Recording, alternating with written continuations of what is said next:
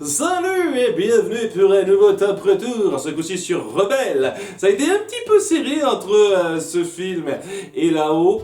Mais bon, apparemment, vous tenez absolument à vous détacher le plus de Pixar parce que c'est le film Histoire de princesse qui se rapproche le plus de ce que je fais Disney Animation Studios d'habitude. C'est assez marrant de constater ça, hein. J'ai vu une analyse vidéo de je ne sais plus trop qui avait un petit peu comparé ce film au Monde de Ralph qui est sorti la même année et qui s'est rendu compte de façon assez remarquable, je trouve, que oui, le film de Disney Animation Studios, c'est-à-dire Les Mondes de Ralph, ressemblait plus à un film que Pixar ferait et le film de Pixar ressemblait plus à un film que Disney Animation Studios ferait sur la base. C'est assez particulier et c'est vrai que c'est assez cocasse quand on remarque ça. Techniquement, quand on compare les deux, on se dirait lequel est de Pixar, lequel est de Disney Animation Studios. On se dirait ouais, sans doute Les Mondes de Ralph quoi. Il n'y a pas d'histoire de princesse là-dedans, c'est un cadre particulier avec un héros quand même qui a un physique pas forcément beau gosse qu'on a l'habitude de voir dans les films Disney Animation Studios, parce que oui, c'est vrai que c'est quand même très rare de pas voir de héros ou héroïnes vraiment super sexy d'une certaine façon. Donc ouais, c'est assez marrant de voir ça, c'est assez cocasse de voir ça, que Rebelle est sans doute le film qui se rapproche le plus des films typiques Disney Animation Studios, même s'il y a quelques petits trucs qui diffèrent, hein, j'y viendrai un petit peu dans cette liste. En tout cas, ouais, c'est pas un film que j'ai adoré parce qu'il y a des choses très grossières là-dedans qui me posent problème. Je me suis étendu là-dessus, donc j'ai pas non plus revenir en détail, sauf pour appuyer 2-3 points positifs. Parce que j'aime bien une fois de plus compenser certaines choses positives que je dis par des choses négatives, parce que j'aime me plaindre à nouveau, mais ouais, quoi, on va surtout venir sur les points positifs qui font que ça reste quand même un film pas mal, et on va pas faire durer ça trop longtemps. En avant pour le top 7 des meilleurs points de Rebelle. Les forêts cachent leurs secrets, les montagnes sont toujours plus hautes. Numéro 7, Mérida. Et non, je ne déteste pas le personnage, comme certains l'ont cru, parce que oui, il y a une action à un moment donné qu'elle fait, un choix qu'elle fait, que je trouve difficile à pardonner, vraiment très difficile à pardonner, et qui la rend très antipathique sur le coup. Bien entendu, je dis sur le coup, mais ça reste un moment important, ce qui fait que ça baisse grandement le personnage. N'empêche que globalement, en tant que princesse un peu classique du genre, qui veut plus que la vie qu'on lui donne, qui a un caractère un peu caractériel qui va avec, je me répète un petit peu mais c'est pas grave, et qui essaye d'apprendre de ses erreurs, qui fait preuve de courage à certains moments, oui, elle fait très bien le café. J'irais clairement pas considérer ça comme un des plus grands portraits de princesse ou quoi que ce soit, mais elle passe très bien à ce niveau-là, dans le genre. Point bonus pour son style visuel qui, je trouve, est ce qui la démarque le plus, et en dehors de ça, ouais, relativement efficace dans le sens classique du terme. Voilà, c'est un personnage un peu classique dans son caractère, dans ses intentions, tout ça, dans la leçon qu'elle apprend. Mais c'est fait efficacement la grande majorité du temps. Il y a juste ce passage chiant, ce passage où elle prend cette décision de gamine et cervelée stupide. Ah, ma mère est responsable de tous mes problèmes, faut que je la change, faut que je la fasse changer d'avis par magie, la forcer quoi à changer comme ça. Oui, c'est gavant pour moi et ça rend le personnage antipathique sur cette période-là, clairement. Mais bon, c'est juste un passage très gavant pour moi, hein, sans doute l'un des pires points du film, très sincèrement. Mais voilà, c'est seulement un passage. Le reste du temps, tout à fait correct, hein, j'apprécie, et même s'il y a ce passage qui rabaisse un petit peu mon appréciation du personnage, je trouve pas que ce soit un mauvais personnage en soi. Je trouve pas que ce soit un des plus grands personnages héroïnes Disney qui soit, clairement pas, mais un personnage acceptable, hein. Tout à fait correct, globalement. Numéro 6, une ambiance mystique. Et oui, on est dans les terres d'Écosse, j'y viendrai, et il y a une espèce de mythologie derrière et qui affiche donc cette espèce d'esprit de la forêt, etc. Et cette magie ambiante qui, je trouve, visuellement parlant, est très bien dépeinte. Ça crée une ambiance particulière qui me plaît beaucoup. Ces espèces de feux follets sont très mignons et affichent un mystère assez prenant. Les effets de la magie de la sorcière, parce que oui, en elle-même, je trouve pas que ce soit un grand personnage ou quoi que ce soit, et elle passe vaguement. Les effets de sa magie, eux aussi, ont quelque chose de visuellement assez joli à observer. Vraiment, la magie est dépeinte avec un jeu de couleurs, avec un esthétisme assez joli à observer, et ce qui fait que ça aide à être ancré dans l'univers. Un autre truc qui aide à être ancré dans l'univers, c'est numéro 5, le bon terroir d'Écosse. Je sais pas si on peut appeler ça comme ça, je garde cette appellation.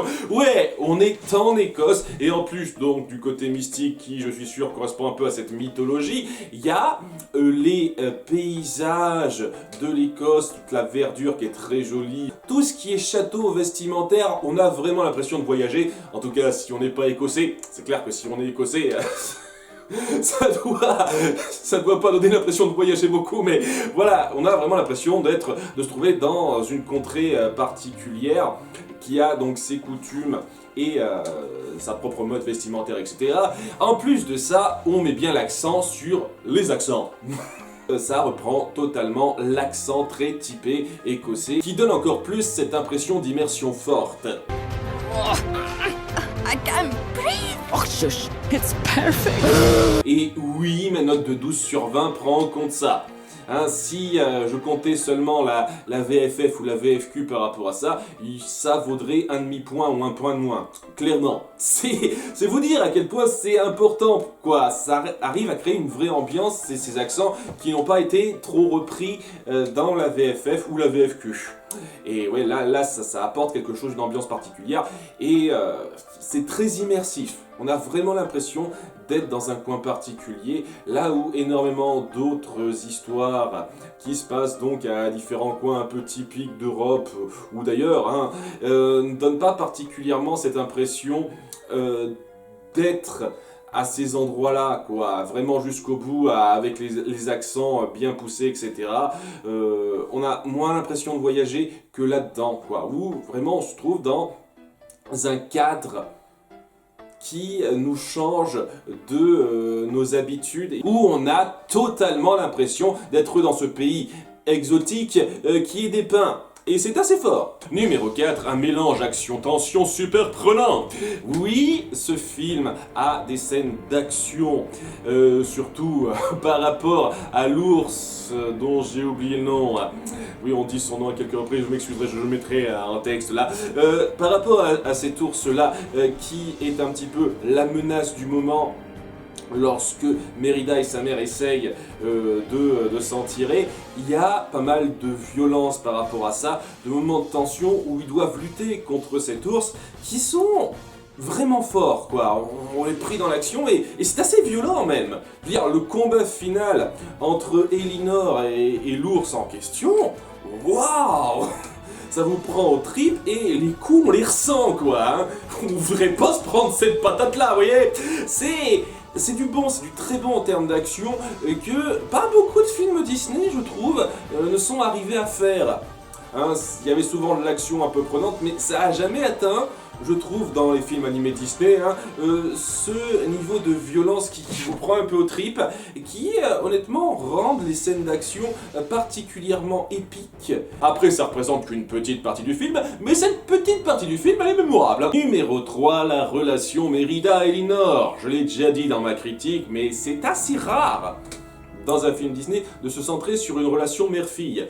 J'ai pas vu ça arriver souvent dans leurs films animés, donc c'est cool, c'est un peu rafraîchissant de voir ça dans un de leurs films animés, et je trouve que c'était très intelligent sur pas mal de points de mettre en conflit ces générations sur leur point de vue, sur ce qu'elles voulaient faire. Montrer comme le lien se perd quand il y a besoin de faire preuve d'autorité et comment ce lien se récupère via une situation un peu trop forcée pour moi une fois de plus, mais une fois qu'elle est mise en place cette situation, eh ben il y a pas mal de moments super bons entre Mérida et Elinor. Lorsqu'elles apprennent à être de nouveau proches l'une de l'autre, comme elles l'étaient lorsque Mérida était toute jeune, ce genre de choses c'est assez touchant. Et le petit moment de fin où Mérida pleure ce qu'elle pense être la mort de sa mère alors que c'est pas la mort de sa mère, à nouveau hein, c'est un putain de cliché Disney qui m'énerve un petit peu, au moins on ressent la sincérité de l'émotion de Mérida par rapport à ça. Et ouais, c'est très bon de voir jusqu'où est prête à aller l'une pour l'autre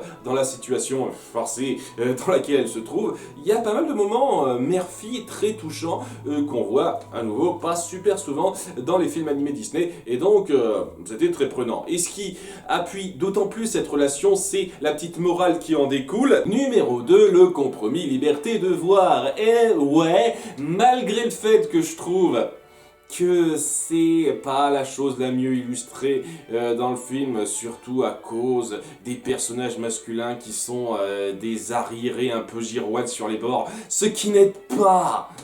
Parce que là on a affaire à des guerriers débiles qui réagissent au quart de tour pour un rien, et ça fait passer tous les mecs du film pour des cons. Sérieusement, ça m'énerve un petit peu, je vous cache pas. Ça m'énerve un petit peu ça.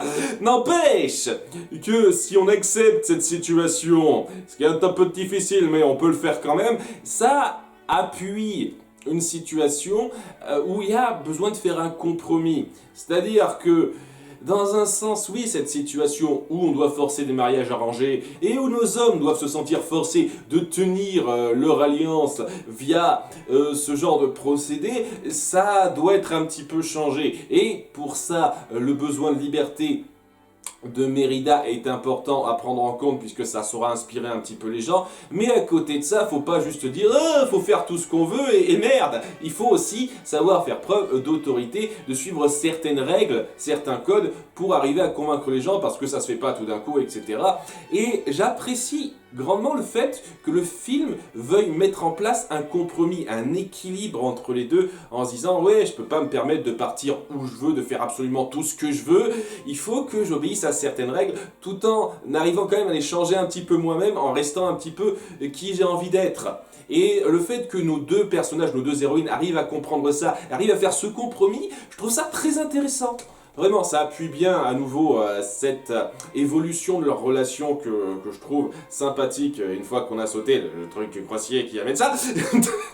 Ça appuie très bien ça. Et ouais, ça amène une morale un peu plus ambiguë, pas trop à la Disney Animation Studios, pas souvent en tout cas, qu'on voit beaucoup plus souvent dans les films Pixar. Je pense que c'est la chose qui définit le plus ce film comme un Pixar, malgré le fait que ouais, dans son essence ça ressemble plus à un film Disney Animation Studios que ne l'est les mondes de Ralph, à nouveau. Mais au moins, cette façon d'amener votre morale sur le compromis, ça ressemble plus à un truc que Pixar ferait.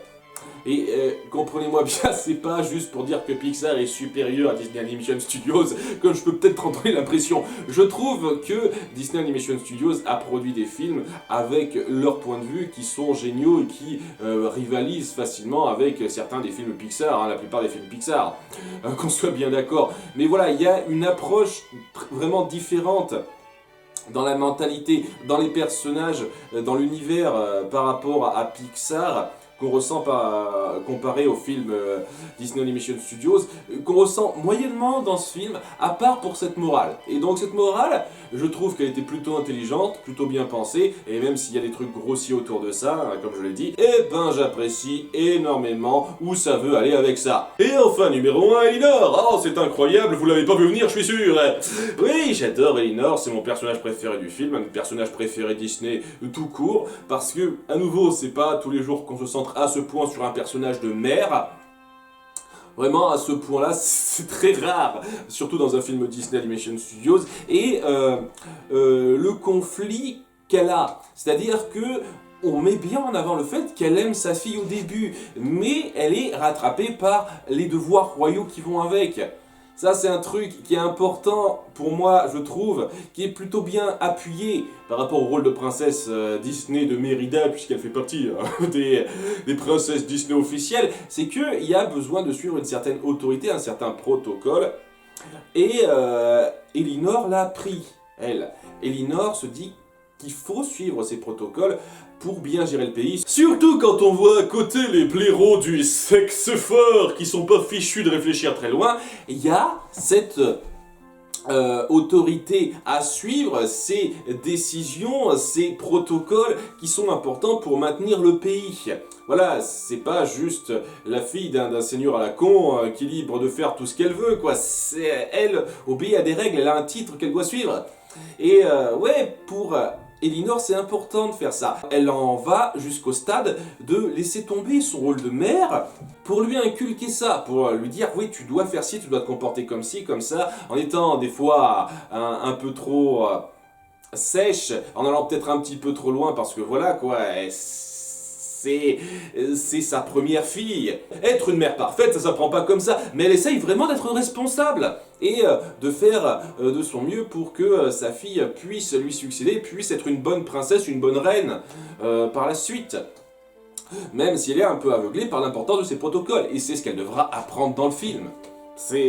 C'est pour moi quelque chose de très fort là-dedans, et je trouve que son développement est assez frais, contrairement à celui de Mérida qui est quand même un petit peu déjà vu, je suis désolé. À nouveau, je pourrais faire pas mal de parallèles entre Mérida et Jasmine, ou Mérida et Ariel, parce qu'il y a beaucoup de points communs et je trouve que Jasmine et Ariel, même s'il y a des choses à redire sur elle, je suis plus pris dans ces deux personnages. Alors qu'à côté de ça, le développement d'Elinor est un peu plus rare et c'est satisfaisant de la voir comprendre de ses erreurs sans changer totalement qui elle est. Une fois de plus, à nouveau, il y a un compromis à faire et j'ai beaucoup apprécié. J'ai beaucoup apprécié. Je trouve que la seule comédie qui arrive un petit peu à marcher dans ce film, c'est autour d'elle lorsqu'elle est transformée en ours et qu'elle essaye de rester distinguée. C'est les seuls moments qui m'ont fait sourire et un petit peu rire, sinon le reste du temps c'était... ouais...